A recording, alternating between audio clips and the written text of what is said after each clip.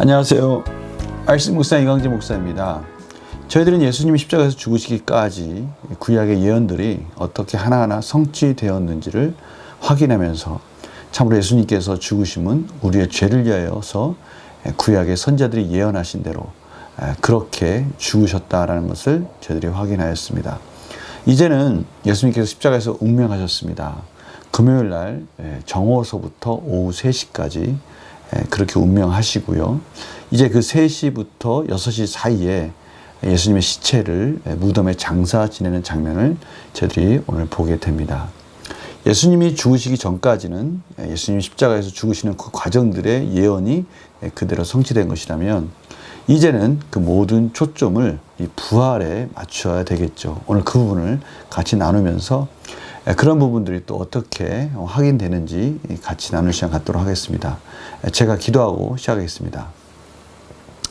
하나님 감사합니다. 오늘도 저희들이 말씀 안에서 예수님이 저희 죄를 위해서 십자가에 죽으시고 부활하시기까지 그 걸음 한 걸음 한 걸음을 말씀을 통해서 확인하며 이 역사 속에서 일어나는 이 놀라운 구원의 역사를 다시 한번 저희들이 말씀 안에서 확증하고 이 속에서 주시는 또 하나님의 귀한 메시지를 들으려 합니다. 성령님 교망하여 주시옵소서. 감사드리며 예수님의 이름으로 기도드립니다. 아멘. 마태복음 27장 57절에서 66절 말씀을 봉독해 드리겠습니다. 저물었을 때 아리마대의 부자 요셉이라 하는 사람이 왔으니 그도 예수의 제자라. 빌라도에게 가서 예수의 시체를 달라 하니 이에 빌라도가 내주라 명령하거늘 요셉이 시체를 가져다가 깨끗한 세마포로 싸서 바위 속에 판 자기 새 무덤에 넣어두고 큰 돌을 굴려 무덤 문에 놓고 가니 거기 막달라 마리아와 다른 마리아가 무덤을 향하여 앉았더라. 그 이튿날은 준비일 다음 날이라. 대제사장들과 바리새인들이 함께 빌라도에게 모이르되 주여 저 속이던 자가 살아있을 때 말하되 내가 사흘 후에 다시 살아나리라 한 것을 우리가 기억하노니 그러므로 명령하여 그 무덤을 사흘까지 굳게 지키게 하소서. 그의 제자들이 와서 시체를 도둑질하여 가고 백성에게 말하되 그가 죽은 자 가운데서 살아났다 하면 후에 속임이 전보다 더 클까 하나이다 하니 빌라도가 이르되 너에게 경비병이 있으니 가서 힘대로 굳게 지키라 하거늘 그들이 경비병과 함께 가서 돌을 임봉하고 무덤을 굳게 지키니라. 아멘. 오늘 본문을 보면요, 예수님께서 운명하신 후에 그러니까 저희들이 어제 시간을 확인했습니다. 정오서부터 오후 3시까지가 예수님께서 십자가상에서 고난받는 그 시간이고 3시에 이제 운명하시고 나서 이제 3시부터 그 6시 이전까지 요 사이에 예수님의 장례 절차가 진행된다고 저희들 볼 수 있을 것입니다. 그때 아리마대의 부자 요셉이라는 사람이 빌라도에 가서 예수님의 시체를 달라고 합니다. 오늘 여기 짤막한 설명이 있습니다. 그도 예수의 제자다 이렇게 설명되어 있는데요. 그런데 병임 구절인 누가복음 23장 50절에서 51절에 보면 그는 공회 의원이고요. 또 의로운 사람이다. 또 종교 지도자들이 예수님을 죽이기로 결의했을 때 그들의 결의와 행사에 찬성하지 아니한 자다라고 밝히고 있습니다. 평소에 하나님의 나라를 기다리는 자다라고 말하는 것이죠. 그러니까 이 요셉은 하나님의 나라, 결국 메시아를 간절하게 사모하던 그런 사람 중에 한 명이었죠. 그런데 요한복음 19장 38절에 보면 이 아리마대 요셉이 한때 유대인들을 두려워하여 예수님의 제자인 것을 숨겼다고 그렇게 설명하고 있습니다. 그런데 오히려 예수님이 돌아가신 후에 담대하게 예수님의 시체를 달라고 해서 장례 절차를 진행한 것을 저들이 확인하게 되는 것이죠. 결국 이 아리마대 이 요셉은 예수님이 십자가에서 죽으시는 그 모든 과정을 지켜보면서 이분은 참으로 하나님의 아들이시구나라는 것을 확인하는 그런 믿음이 생겼다는 확증하는 그러한 시간들을 가졌다는 것을 저희들이 알 수가 있습니다.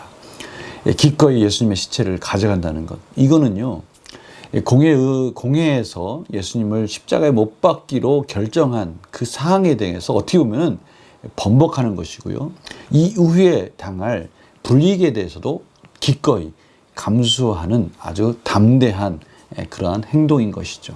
그러나 이 요셉의 이러한 결정을 통해서 예수님은 이제 본격적으로 참으로 부활을 준비할 수 있는 소중한 장소를 제공받게 되고요. 그 결정적인 역할을 하는 주인공이 됩니다. 그리고 두 여인이 등장합니다.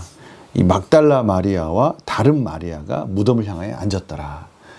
다른 마리아는 흔히 마가복음의 근거에서 요셉의 어머니다라고 생각하고 있습니다. 두 여인이 무덤을 바라보고 있었다는 것은 그 무덤이 어떤 무덤인지를 기억하고 있다가 나중에 후에 예수님께 다시 오려고 그렇게 준비하고 있었던 것이죠. 결국 이 두 여인이 예수님의 부활을 확인하는 첫 증인이 되는 것이죠. 그러나 이런 모습과 달리 당시 종교 지도자들은 여전히 자신들의 기득권이 뺏길 것에 대해서 두려워하고 있는 모습을 봅니다. 이 사흘 후에 부활하실 거라는 예수님의 그 말씀, 그것이 그들 스스로도 뭔가 두려운 겁니다. 실질적으로 그런 일이 일어날 것 같은 그런 두려움이 있었던 것이죠. 그래서 그것을 여기 말을 핑계를 이랬습니다. 제자들이 그것을 시체를 도둑질해 가서 오히려 이 이후에 더욱더 백성들이 혼란해할 것 같은 생각이 든다는 것이죠.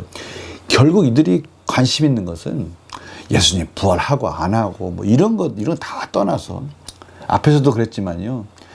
가룟 유다가 죄를 회개하든 안 하든 예수님이 죄가 있든 없든 간에 오직 그들의 욕심, 그들의 기득권이 뺏기는 것에 대한 관심이 있었던 것이죠. 그러나 이들이 이렇게 말을 하고 경비병들을 시켜서 그 무덤을 지키게 만드는 것, 또 이것조차 오히려 그 경비병들을 통해서 또 예수님의 부활이 증거되는 그러한 또 역할들을 하게 된다는 것을 알 수 있습니다.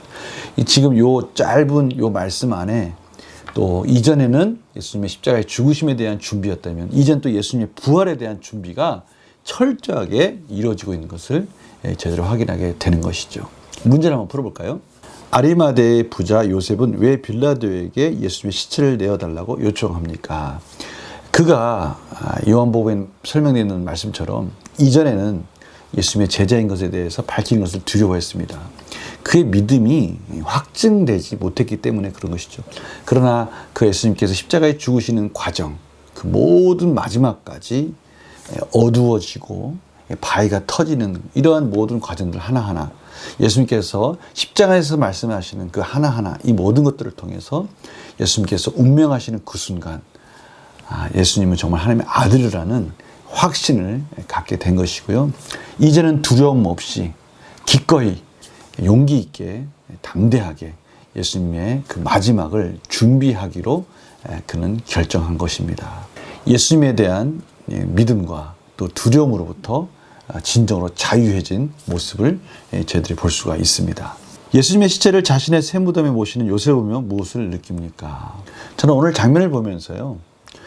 사실 실질적으로 이 부활을 준비하는 주인공들은 예수님의 제자들이 되어야 되지 않습니까? 그러나 그들은 이미 두려워서 뿔뿔이 흩어지고요. 어떻게 보면 조연이라고 할 수 있는 사람들이 부활을 준비하고 있는 모습을 보게 됩니다. 예수님이 말씀하신 장면이 생각나요. 먼저 된 자로 나중될 수가 있고요. 나중된 자로 먼저 될 수 있다. 하나님 나라의 법칙은 우리가 인간적으로 이 세상에서 생각하는 것과는 전혀 다른 그런 양상이 볼 수 있다라는 그 말씀이 제 머리를 스쳐 지나갑니다. 우리 자신이 참으로 예수님을 잘 믿는다. 예수님 안에서 열심히 신앙생활을 한다. 이 안에 저희는 늘 넘어질까 조심해야 하고요. 또 넘어졌다고 해서 너무 좌절하지 말고 다시 일어나서 열심히 예수님을 섬기는 것. 우리 삶 속에서 겸손하게 최선을 다해서 하나님 안에서 말씀 안에 순종하려고 어떻게 보면은 사도 바울과 같이 마지막까지 최선을 다해서 달려감에도 불구하고 늘 끝까지 최선을 다하지 못할 것에 대한 두려움에 그런 긴장의 모습을 놓치지 않았던 이러한 모습이 우리에게 필요하지 않을까 이런 생각을 해봤어요. 참 역전되는 상황인 것 같아요. 예수님께서 생각하셨던 그 수제자 베드로 또 야고보, 요한 변화산에서 그 예수님의 그러한 신비한 모습, 변화된 모습까지도 목격하고요. 예수님이 기도하실 때 이 제자들, 이 수제자들을 데리고 가가지고 같이 기도하자라고 하면서 끝까지 예수님이 그들을 향해서 양육했던 그런 모습들이 생각납니다. 그런데 지금 이 자리에 보니까 이 자리에는 오히려 그 제자들이 아닌 그 다른 그 주변에 있던 자들이 오히려 부활을 준비하고 또 부활을 경험하는 첫 증인들이 될 준비를 하는 이런 모습들을 통해서 아, 그렇구나. 우리 삶 속에서 정말 우리가 예수님 믿는다고 하지만 겸손하게 끝까지 최선을 다해서 하나님을 의지하면서 달려가는 삶, 이것이 중요하구나라는 것을 깨닫게 됩니다. 그래서 결대가 바로 그거죠. 내가 아직 예수님께 온전히 내어드리지 못한 삶의 영이 있다면 무엇입니까? 아직 열심히 달려간다고 하지만 여전히 저희는 부족하다라는 겸손한 마음을 가져야 된다. 이 말이에요, 결론은. 저희들 이런 부분이 중요합니다. 그렇습니다. 저희들이요, 열심히 달려간다고 달려가는 것 정말 너무나 소중하죠. 그럼에도 불구하고 저희는 여전히 겸손하게 하나님 앞에서 하나님 보시기에는 여전히 연약한 자다라는 사실을 놓치지 말고 늘 삶을 점검하면서 여전히 아직도 하나님 원하시는 헌신의 삶, 그런 삶을 향해서 그 베풀어 주신 은혜 앞에 부족함 없이 달려갈 준비를 해야 된다는 것이죠. 예수님을 끝까지 믿고 따르기 위해 무엇을 결단했습니까? 그러기 위해서 저희들 마음속에 늘 한쪽 구석에 하나님이 원하시는 것을 알면서도 하지 않았던 것, 하나님이 원하시는 뜻이 무엇인지 알면서도 어떠한 헌신을 요구하신지를 알면서도 하지 못했던 것, 결단하지 못했던 것, 포기하지 못했던 것, 하나님 오늘 말씀을 통해서 또 한번 도전을 주면서 또 열심히 정복해 가라고, 온전해 가라고 말씀하고 계십니다. 하나님이요, 저희들에게 요구하시는 그 기대는요, 정말 큽니다. 하나님께서 내가 거룩하니 너희도 거룩하라 라고 말씀하시고요. 내가 온전하니 너희도 온전하라. 예수님의 장성한 분량까지 열심히 달려가라. 이렇게 계속 격려하고 계시는 겁니다.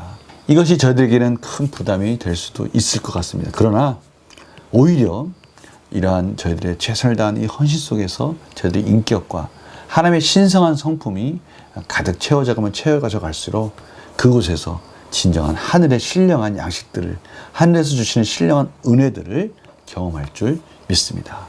오늘 하루도 그 온전함을 향해서 열심히 달려가는 복된 하루가 되시기를 간절히 축원합니다. 제가 기도하고 마치겠습니다. 하나님, 오늘도 저희들을 향해서 착한 일을 시작하시고 저희들 안에 소원을 두시고 열심히 저희들을 양육하시는 하나님, 저희들이 그 하나님 은혜 가운데 오늘 하루 또 조금 자라나게 하여 주시고 또 조금 성숙되어지는 놀라운 은혜를 경험하게 하여 주시옵소서. 아직도 저희들이 내려놔야 될 부분, 포기해야 될 부분이 있다고 말씀하십니다. 오늘 말씀 귀하게 생각하면서 늘 겸손하게 하나님 앞에 달려가는 저희들의 삶이 되게 하여 주시옵소서. 감사드리며 예수님의 이름으로 기도드립니다. 아멘. 하나님이 오늘은 저희들을 또 어떠한 모양으로 어떻게 양육해가고 이끌어 가실지 기대가 됩니다. 오늘 하루 이런 기대하는 마음으로 복된 하루 되시길 간절히 축원합니다. 내일 또 뵙겠습니다. 안녕히 계세요.